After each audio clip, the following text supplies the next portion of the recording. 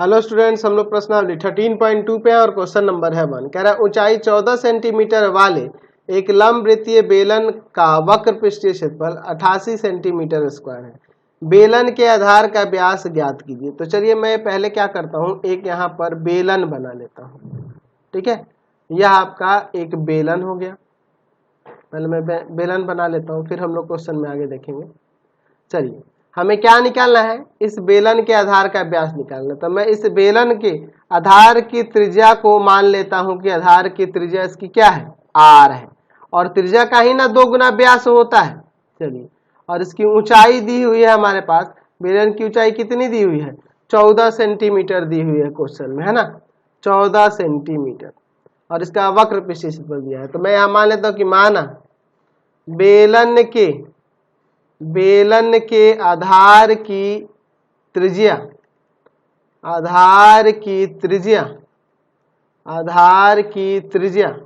हम लोग मान लेते हैं कि आर है। तो व्यास क्या हो जाएगा, यहां लिख सकते हैं कि इसलिए बेलन के आधार का व्यास क्या हो जाएगी, त्रिज्या की 2 गुनी हो जाएगी, यानी कि 2r हो जाएगा। अब देखिए, इसके बाद हमारे पास इसकी ऊंचाई दी हुई है। तो बेलन की ऊंचाई दी हुई है, बेलन की ऊंचाई या लंबवृत्तीय बेलन की ऊंचाई कितनी है, 14 सेंटीमीटर है। तो इसे हम लोग h मान के चलते हैं। ठीक है, चलिए, हमारे पास बेलन का वक्र पृष्ठीय क्षेत्रफल दिया है। बेलन का वक्र पृष्ठीय क्षेत्रफल तो वक्र पृष्ठीय क्षेत्रफल कितना दिया हुआ है, 88 सेंटीमीटर स्क्वायर। तो वक्र पृष्ठीय क्षेत्रफल क्या होता है बेलन के लिए, 2 पाई आर एच, और बराबर में 88 सेंटीमीटर स्क्वायर।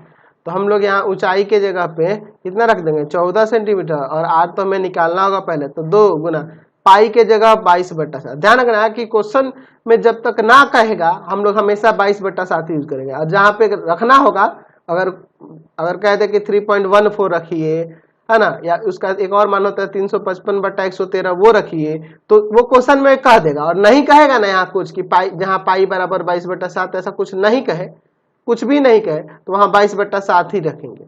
अगर कोई विशेष मान रखने के लिए देगा, जैसे 3.14 रखने के लिए कहेगा, 355/113 रखने के लिए कहेगा, तो वो यहाँ लिखेगा। तो यहाँ नहीं लिखा है तो पाई का मान हमेशा हम 22/7 ही लिखेंगे। आर और एच का मान क्या है, तो एच का मान है 14 सेंटीमीटर, बराबर में 88 सेंटीमीटर स्क्वायर। तो 7 से इसको काट देते हैं 2 बार में, तो आर बराबर में क्या हो जाएगा, यहाँ से तो हो जाएगा 88 सेंटीमीटर स्क्वायर बटा में 2 गुना 22 गुना 2, ये सब भाग में आ जाएंगे सेंटीमीटर। तो देखो 22 दूना 44, 22 दूना 44, 44 दूना 88, ये पूरा कट जाएगा एक बार में, और 1 सेंटीमीटर से 1 सेंटीमीटर हट गया। तो त्रिज्या 1 सेंटीमीटर आ गया। तो हमें व्यास निकालना था, तो व्यास क्या था, 2 गुना था त्रिज्या का, यानी कि 2 गुना में 1 सेंटीमीटर, यानी 2 सेंटीमीटर इसका व्यास हो जाएगा। Question number